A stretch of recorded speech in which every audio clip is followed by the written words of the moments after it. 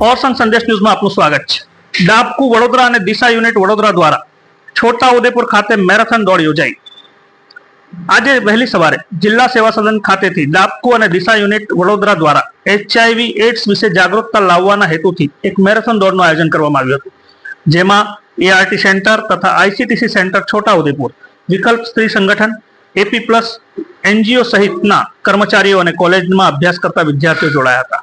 Marathon જિલ્લા સેવા સદન ખાતેથી જિલ્લા આરોગ્ય અધિકારી ડોક્ટર પાઉલ વસાવા તેમજ જિલ્લા ક્ષય અધિકારી ડોક્ટર BM ચૌહાણે લીલી ઝંડી આપી મેરેથોન દોડનું પ્રસ્થાન કરાવ્યું હતું। મેરેથોન દોડમાં 100 થી વધુ દોડવીરોએ ભાગ લીધો હતો, જેમાં પ્રથમ 6 નંબર આવનાર રમેશભાઈ રાઠવા, મહિલામાં પ્રથમ નંબરે આવનાર રિંકલબેન રાઠવાને ડાબકુ વડોદરા દ્વારા પ્રમાણપત્ર આપી સન્માનિત કરવામાં આવ્યા હતા।